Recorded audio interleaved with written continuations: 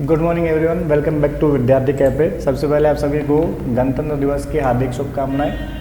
हम लोग पढ़ रहे थे बैक टू बेसिक सीरीज पढ़ रहे थे, बेसिक जानने की कोशिश कर रहे थे संस्कृत की। तो आज हम लोग थोड़ा और आगे बढ़ते हैं उसमें। तो वीडियो में आगे बढ़ने से पहले यदि आप मेरे चैनल पर नए हैं तो चैनल को जल्द से जल्द सब्सक्राइब कर लीजिएगा, वीडियो को लाइक करिएगा और ज़्यादा से ज़्यादा बच्चों को शेयर करिएगा। चलते हैं आगे। तो ध्यान दीजिए, हम लोग जो है संस्कृत की बेसिक जानने की कोशिश कर रहे हैं, बेसिक सीख रहे हैं, जिससे हम लोग संस्कृत को समझ पाए, उसका अनुवाद भी कर पाए हिंदी से संस्कृत में और संस्कृत से हिंदी में भी कर पाए।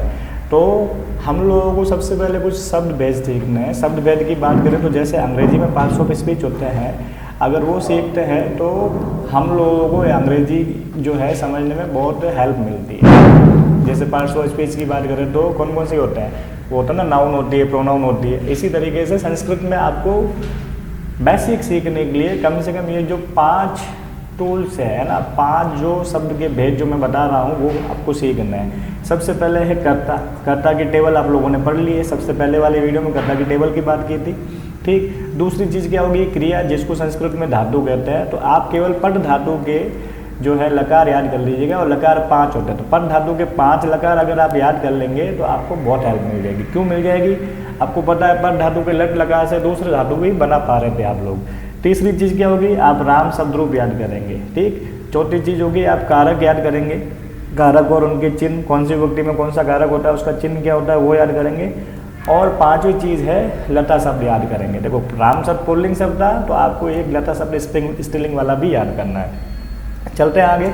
तो कर्ता तो है, आप लोगों को कर्ता के बारे में जानकारी मैं दे चुका हूँ आप लोगों को, तो इस पर हम लोग समय बर्बाद नहीं करेंगे, आगे बढ़ते हैं फटाफट। तो कर्ता कौन कौन से होते हैं आप लोगों को पता है, इनकी हिंदी मीनिंग भी मैं आप लोगों को बता चुका हूँ। तो आपको पता होना चाहिए प्रथम पुरुष के कर्ता कौन से हैं, मध्यम पुरुष के कौन से हैं, उत्तम पुरुष के कौन से हैं। और साथ ही साथ आपको ये भी चीज़ क्लियर है कि जो इस टेबल में नहीं है वो सारे कर्ता प्रथम पुरुष में जाएंगे। चलते हैं आगे।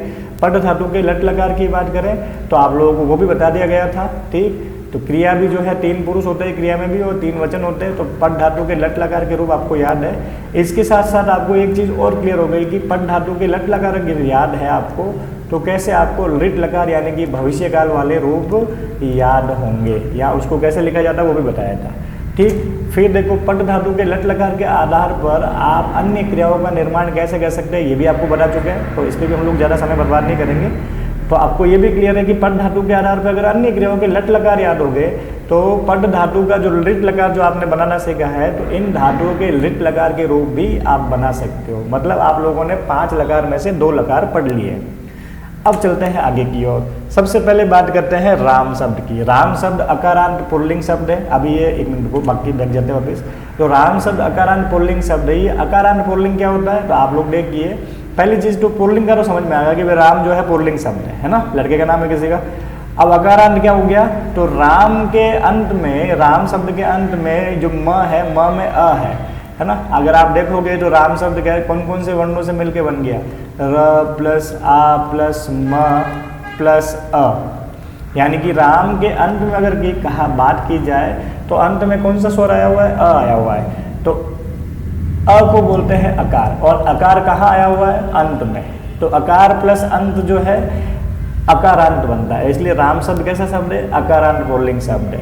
तो अब मैं ये क्यों कह रहा हूँ अकारांत, अकारांत की बात क्यों की, तो जितने भी अकारांत पुल्लिंग शब्द है वो सभी राम की तरह चलेंगे, समझ गए। अभी देखते हैं, पहले राम शब्द को याद करने का तरीका सीखते हैं, फिर देखते हैं अकारांत पुल्लिंग शब्द राम की तरह कैसे याद हो जाएंगे हम लोगों को, क्योंकि उनके रूप समान रहेंगे और किस तरीके से उनके जो है शब्द रूप बनेंगे, ठीक। तो पहले बात करी जाएगी राम शब्द को याद करना। आप लोग ध्यान रखना, जैसे आपने कर्ता की टेबल और धातु रूप सीखे तो उसमें आपको ये पता चला था कि भाई 3 पुरुष होते हैं और 3 वचन होते हैं। अब आपको शब्द रूप याद कर रहे हो, वो क्रिया थी। शब्द रूपों के अंदर ध्यान रखना विभक्ति होती है, तो 7 विभक्ति होती है और 1 संबोधन होता है, ठीक। तो 7 विभक्ति और 1 संबोधन मतलब आपको 8 लाइन याद करनी है। प्रत्येक लाइन में आपके 3 शब्द है, तो टोटल आपको 24 शब्दों को याद करना है, ठीक। तो अब आपको याद कैसे करना है, याद आपको उसी तरीके से याद करना है जैसे आपने पट धातु का लट लकार याद किया था, मतलब डायरेक्टली याद करना है। जैसे आपको इस तरीके से याद नहीं करना कि राम शब्द प्रथमा विभक्ति एक वचन रामः, राम शब्द प्रथमा विभक्ति द्विवचन रामो, ऐसे याद करने बैठेंगे तो आपको बहुत टाइम लगेगा, समय बर्बाद भी होगा और अच्छे से याद भी नहीं होगा। आप लोग क्या करेंगे, इसको भी डायरेक्टली याद करेंगे, जैसे पट धातु के लट लकार के रूप याद किए थे। अब हमको पता है ना 7 विभक्ति होती है, तो नंबर 1 उंगली पे 1 गिनेंगे और 1 में 3 शब्द याद करेंगे। जैसे मैंने 1 पे उंगली पे 1 पे हाथ रखा है ना, और सीधा बोल दिया रामः रामो रामा, ठीक। तो 3 शब्द आ गए 1 के अंदर। जो सबसे पहला आएगा वो एक वचन होगा, दूसरा नंबर वाला द्विवचन होगा और तीसरा नंबर वाला बहुवचन होगा। तो 1 पे रखेंगे, क्या बोलेंगे, रामः रामो रामा। 2 पे रखेंगे, उंगली पे 2 काउंट करेंगे और बोलेंगे रामम रामौ रामान। 3 पे रखेंगे, 3 काउंट करेंगे और बोलेंगे रामेण रामाभ्याम रामई। 4 पे रखेंगे और बोलेंगे रामाय रामाभ्याम रामेभ्य। 5 पे रखेंगे और बोलेंगे रामात रामाभ्याम रामेभ्य। 6 पे रखेंगे और बोलेंगे रामस्य रामयो रामाणाम। 7 पे रखेंगे, बोलेंगे रामे रामयो रामेशो।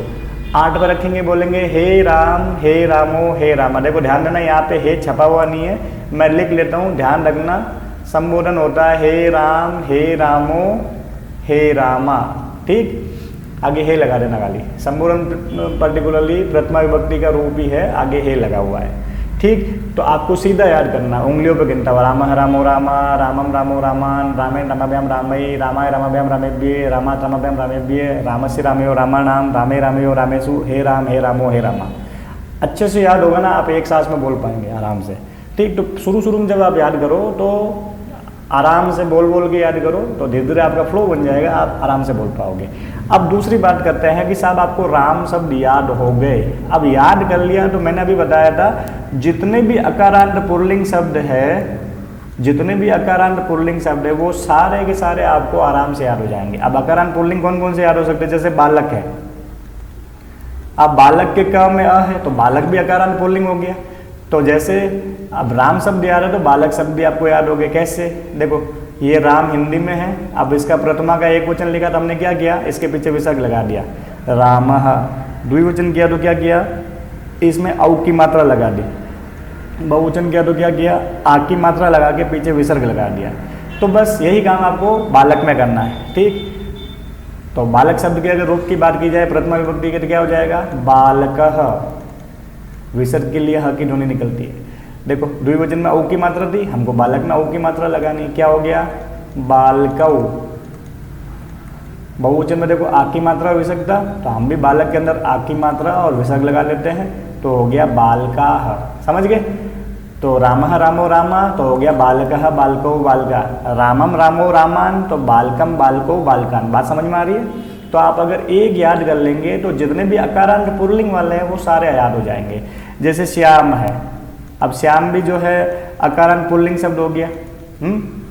श्यामः श्यामो श्यामा, श्यामम श्यामो श्यामान। सुरेश है, सुरेश भी अकारांत पुल्लिंग हो गया, तो आराम से याद कर सकते हैं सुरेशः सुरेशौ सुरेशाः, है ना, सुरेशम सुरेशौ सुरेशान। तो जितने भी अकारांत पुल्लिंग है वो सारे आराम से याद हो जाएंगे। अब बात ये आती है कि सर ठीक है अकारांत पुल्लिंग वाले तो याद हो जाएंगे, लेकिन ऐसे शब्द जिसके अंत में अ नहीं है, ऐसे पुल्लिंग शब्द भी तो होंगे। जैसे ये हरि है, जैसे ये गुरु है ना, हरि में ई है यानी कि ये इकारांत है, गुरु में ऊ है ये उकारांत है। फिर इनको कैसे याद करेंगे, एक को तो याद कर लिया। तो आप लोग सीधी बात जानिए, मैं आपको 2 शब्द याद करने के लिए कह रहा हूँ, एक तो राम शब्द और एक आगे लता शब्द की बात भी करूँगा मैं। ये 2 शब्द रूप याद करिए। बाकी जो है, जैसे अगर मान लो हरि शब्द है तो हरि शब्द है या गुरु शब्द है, मतलब अकारांत के अलावा जो भी शब्द रूप है उनको कैसे याद करना है, उसका मैं आपको तरीका बता दूंगा कि आपको किस तरीके से याद करना है। तो उसमें क्या होगा, जैसे एक शब्द रूप के अंदर आपको 7 विभक्ति एक संबोधन टोटल 8 लाइनें याद करनी है और एक लाइन में 3 शब्द है, तो टोटल 24 शब्द याद करने पड़ते हैं एक शब्द रूप को याद करने के लिए। लेकिन अगर राम और लता आपको याद रहेंगे तो मैं आप लोगों को बताऊंगा कि कैसे राम और लता को ध्यान में रखते हुए आप बाकी वाले शब्द रूप याद कर सकते हैं। तो ऐसे करेंगे तो आप लगभग जो है 90 से 95% वो शब्द रूप बिना याद किए ही आप लोगों को याद हो जाएगा। मतलब राम की तरह, राम के सपोर्ट से, राम और लता शब्द के सपोर्ट से आप वो लगभग 90 से 95% याद कर आराम से कर लेंगे। केवल आपको 3-4 शब्द अलग से याद करने पड़ेंगे। तो भाई 3-4 शब्द तो कर ही सकते हो ना, जब इतना सारा करना पड़ता है। एक तो 24 शब्द याद करते हैं, एक आपको पूरे शब्द रूप के अंदर 3-4 शब्द रूप याद करने, तो ईजिली कर सकते हैं। तो उसका तरीका मैं आप लोगों को जब डिस्कशन होगा कि कैसे याद करने दूसरे वाले तब करेंगे, ठीक। तब तक आप लोग जो है राम शब्द को अच्छे से याद कर लीजिए, ठीक। तो आप आगे बढ़ते थोड़ा। एक और चीज़ आपको याद करनी है, कर्ता। अब कर्ता को भी याद करने का तरीका वो ये ध्यान रखना, कर्ता में भी वही 7 विभक्ति और एक संबोधन है, टोटल 8 लाइनें हैं। तो आपको वही डायरेक्टली याद करना नंबर 1 पे, यानी कि प्रथमा विभक्ति में कौन सा कारक होता है, कर्ता, उसका चिन्ह होता है ने। तो आप डायरेक्टली याद करेंगे कर्ता ने। 2 नंबर पे उंगली, दूसरे नंबर पे उंगली पे हाथ रखेंगे तो दूसरे नंबर में कारक कौन सा होता है, कर्म होता है, और कर्म का चिन्ह होता है को। तो आपको डायरेक्टली याद करना, कर्ता ने, कर्म को, करण से के द्वारा साधारण अर्थ में, संप्रदान को के लिए, अपादान से अलग होने अर्थ में, संबंध का के की, रारे री, नाने नी, अधिकरण में पे पर, संबोधन है अरे। सीधा याद करना आपको, उंगलियों पे 8 तक गिनोगे सारा याद हो जाएगा।